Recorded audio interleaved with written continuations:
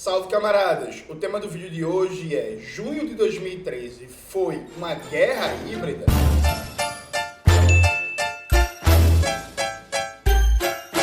Antes de começar propriamente o tema do vídeo do canal, quero muito agradecer a você que ajuda a manter e melhorar nosso canal a partir do Apoia-se. Seu apoio é fundamental para a gente continuar o nosso trabalho. Note, uma das interpretações mais fortes quando o assunto é junho de 2013 é colocar como se fosse uma espécie de guerra híbrida.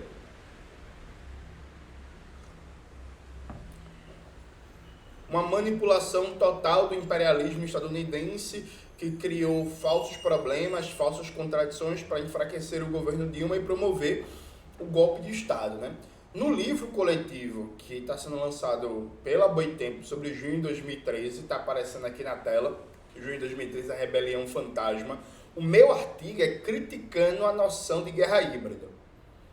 É criticando, inclusive, o substrato de conspiração que existe nessa noção e a sua aplicação para junho de 2013. O artigo é pequeno pelos limites do livro, né? Só podia escrever 8 páginas e é difícil você fazer um debate teórico tão robusto em 8 páginas, né, gente? 8 páginas é nada! Mas eu acho que ficou bom e tal.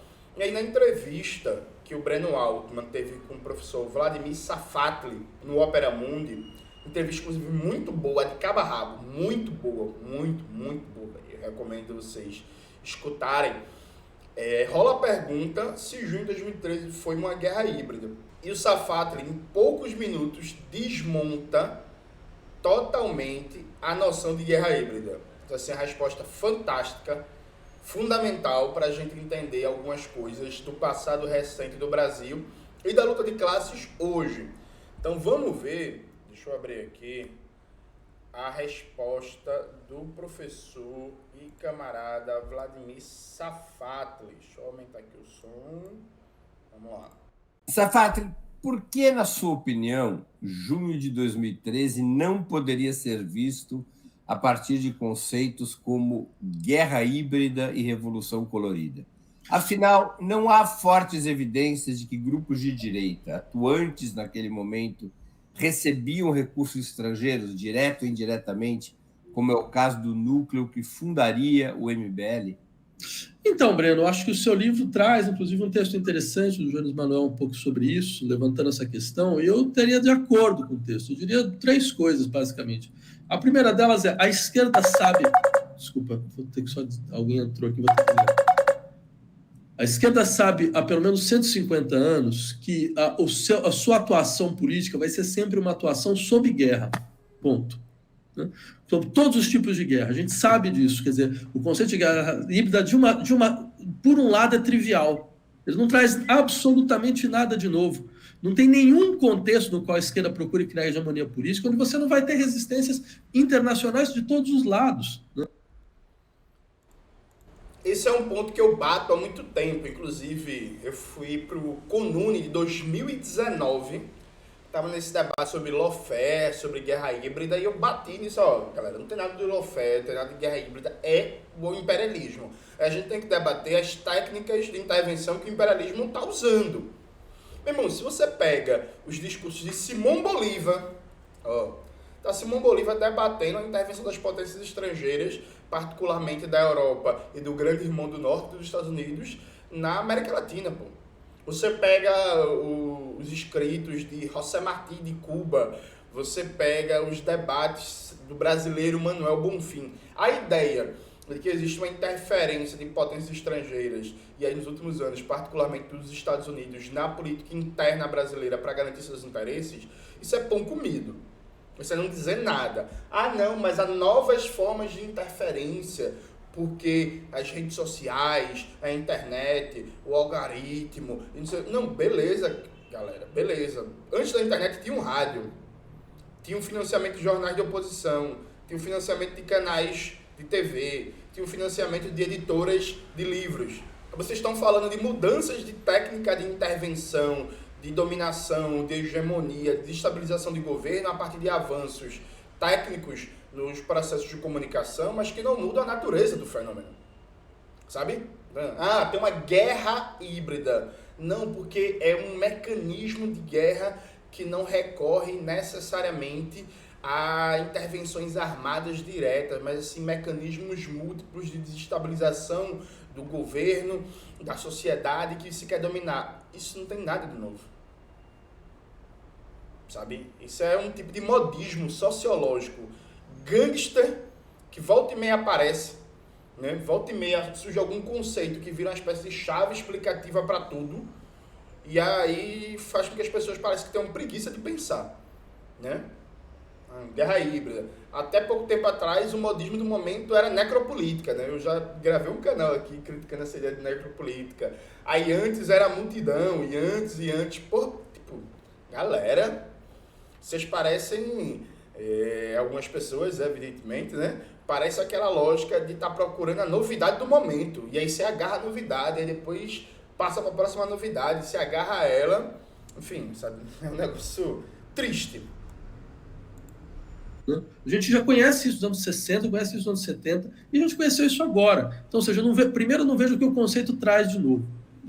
Se a gente ficou surpreso com isso mostra, entre outras coisas, afinal, nossa inépcia política, é o mínimo que se possa dizer, né? Segunda coisa, uma ação como essa só funciona quando existem contradições reais no interior da sociedade, né? Por exemplo, a Venezuela sofreu uma tentativa de golpe com Chávez lá no começo dos anos 2000. Né? E o que acontece? Essa tentativa ela recua, ela não dá certo. Por que ela não dá certo? Não teve intervenção? Teve intervenção. Não teve a ação internacional? Teve ação internacional. Mas você tinha naquele momento, pelo menos, um vínculo popular muito forte com um projeto que estava em desenvolvimento. Isso não existia, né, em 2013. Por isso que o processo funciona. E a discussão sobre a guerra, esse é o terceiro ponto que eu colocaria. A discussão sobre Esse ponto, professor Safato, é maravilhoso, porque, inclusive, eu tô quase rouco de vir debatendo isso. Tem gente que fala assim, a extrema-direita ascendeu a partir das redes sociais. Veja, isso é parcialmente falso, gente. Tem redes sociais na Bolívia. Por que a extrema-direita não tá forte lá como no Brasil? Tem redes sociais na Venezuela, sabe? Tem redes sociais no Equador. Tem redes sociais no Peru. Sabe, tipo... Não, mas o fascismo se forma a partir das redes sociais. E por que não tem um fascismo tão forte como tem no Brasil, na Bolívia? Por que na Bolívia, para chegar na presidência, eles precisaram de um golpe de Estado e quando teve eleição eles perderam? Tem WhatsApp na Bolívia, gente. Tem Facebook na Bolívia, tem Telegram na Bolívia, tem YouTube na Bolívia, sabe? Tipo, não, mas é uma guerra híbrida. Beleza, é uma guerra híbrida. Por quê? A Cuba, por exemplo, não se consegue fazer uma lava-jato em Cuba como foi feito no Brasil. Tipo, e a gente sabe que Cuba é alvo preferencial das ações do imperialismo global, né? A gente sabe a política de guerra permanente que os Estados Unidos move há 70 anos contra Cuba. O que foi que aconteceu? Sabe? Tipo, por quê? A ideia de que, não, WhatsApp, as redes sociais... O imperialismo, isso é uma explicação parcial que não entra no debate interno sobre a capacidade de resposta e mobilização da classe trabalhadora, das esquerdas e as contradições que estão aí em processo. Então, vou dar um exemplo bem simples e objetivo para vocês. Hoje no Brasil, continua tendo milhões de pessoas passando fome, viu, gente? Continua. E o governo Lula, como vocês estão vendo, até gravei um vídeo no meu canal, os erros de Lula debatendo reforma agrária, está mais que comprometido com o agronegócio. E o PNAE, o Programa Nacional de Aquisição de Alimentos, e o PAA entraram no novo teto de gastos, o que significa, inclusive, uma redução do potencial das políticas públicas de combate à fome. Aí vamos dizer que o imperialismo estadunidense quer desestabilizar o governo Lula, junto com a mídia burguesa, junto com outros aparelhos ideológicos do Brasil, e comece uma campanha em 2024 dizendo que o governo Lula não está combatendo a fome, que o Brasil continua com 25 milhões de pessoas passando fome e por aí vai. Vejam, é possível que isso aconteça, e é possível que isso pegue. É mentira que tem milhões de brasileiros passando fome? Não. É mentira que o governo Lula... está preferindo conciliar com o agronegócio do que avançar numa política de reforma agrária e combate à fome? Não. Sabe? Aí a gente vai olhar assim, não, é uma guerra híbrida. Não, então, mas e aí? É a partir das próprias contradições e escolhas do projeto político que está hoje no governo e do Partido dos Trabalhadores do presidente Lula, sabe? Eu terminei mais um artigo para um livro coletivo sobre junho de 2013, dessa vez publicado pelo Lavra Palavra. Coloca aí, Max, por favor, a capa na tela. E aí, nesse artigo, por exemplo, eu faço um debate sobre o aumento do custo de vida entre 2010 e 2013, aumento do valor dos aluguéis, dos planos de saúde, das passagens de ônibus. Meu irmão, no arco de 10 anos antes de junho de 2013, as passagens subiram quase 70% acima da inflação, pô, as tarifas de ônibus. Tá ligado? Aí, tipo, já existia uma sensação de mal-estar, de incômodo, um crescimento disso com a situação do transporte e o preço desse negócio. Tipo, o serviço é uma merda, é um caos, mas as passagens subindo de maneira assustadora, sempre acima da inflação. Aí, bicho, a mídia burguesa, organizações financiadas por empresários, quando vê o protesto da rua, se aproveita disso, se aproveita, mas existia uma contradição real, que não era enfrentada, não é enfrentada até hoje, pelas organizações majoritárias ditas de esquerda. Ou não é? É, pô. Aí vai negar que a contradição é real? A contradição é real, pô. A guerra aí, ela tem um pouco essa função de desresponsabilizar os atores hegemônicos do processo político naquele momento. É um pouco falar, olha, na verdade a gente foi vítima de um processo, né? A gente foi vítima. Então, se a gente foi vítima, não tem nenhuma contradição interna a ser discutida, não tem nenhum limite do modelo a ser pensado, não tem nenhuma revisão a ser feita, não tem nenhuma autocrítica a ser colocada por nenhum ator, nada, entendeu? Simplesmente nós não estávamos preparados para o tipo de guerra que aconteceu. Isso eu acho desonesto, intelectualmente desonesto, e eu acho inadequado como processo analítico. Quer dizer, a guerra híbrida, nesse caso, estaria funcionando como um álibi. Exato, porque, volto a insistir, essa situação de tensão e literalmente guerra, quando uma esquerda sobe ao poder, isso é o nosso processo normal e sempre será. Desde que a gente entra no poder, isso é o que acontece. Você tem setores internacionais que vão tentar forçar por todos os lados, de todas as formas, fazendo lockout, fazendo greve de patrões, sabe? Fazendo todo tipo de sabotagem. A gente sabe. Isso é um elemento natural da nossa política. Então a gente tem que estar preparado para isso. Mas eu volto a insistir, no caso brasileiro, isso só funciona porque você não tem base popular para sustentar o projeto que estava sendo colocado aqui, porque o projeto começa a entrar em contradição, ele começa a mostrar seus limites. E você não tinha. Esse era o momento, eu diria, assim, como é que você faz uma situação como essa? Você cria hegemonia por aceleração. Você acelera as demandas. Você fala, não, então eu vou passar, é uma tática leninista.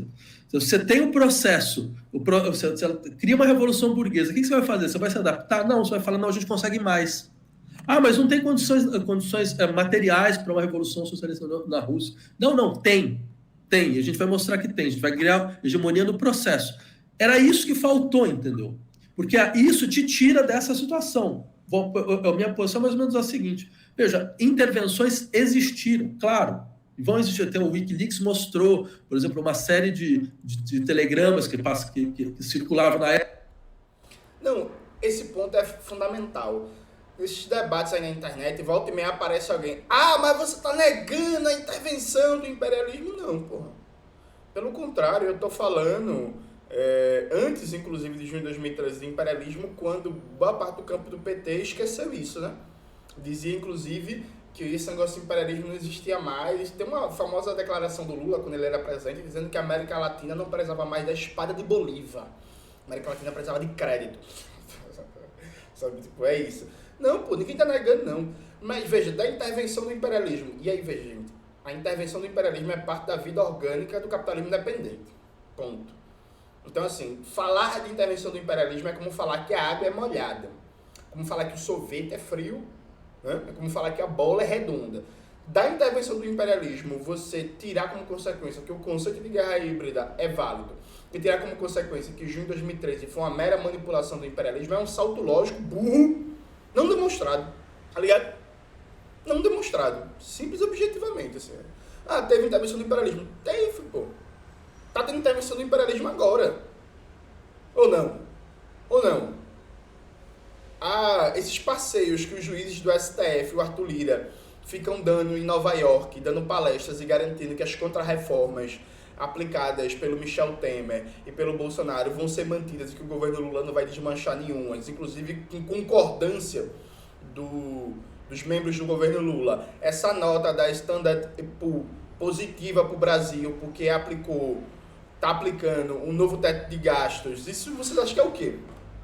Isso não é uma coordenação do imperialismo para garantir uma política econômica que mantenha tudo que foi aplicado de contrarreformas dos últimos 7 anos aqui no Brasil? Não é, pô. Isso é intervenção do imperialismo. A nota positiva da Standard & Poor's, que várias pessoas estão comemorando aí, dizendo faz o L, que o Haddad comemorou, é uma política do imperialismo, tá ligado? Vocês estão comemorando a política do imperialismo, inclusive, viu, gente? Só informando pra vocês. Então, assim, sim, o imperialismo faz política. Mas isso é o começo da conversa. Que política ele está fazendo, a partir de que táticas, a partir de que interesses, quais são as respostas internas das contradições de classe, das organizações políticas, das lideranças, sabe? A conversa é muito mais do que isso. Época sobre a questão do pré-sal da Petrobras. A gente sabe. Mas, mais uma vez, eu ficaria muito surpreso se não tivesse. Eu levaria um susto se falasse, não tem nada. Mas como assim não tem nada? Os caras grampeiam o celular até da Angela Merkel, não vão fazer isso?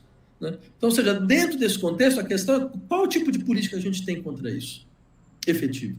E a nossa política sempre foi fazer um processo acelerar a partir do seu adensamento popular. Isso não existiu naquele momento. Junho de 2013, Safatli, foi de esquerda ou de direita?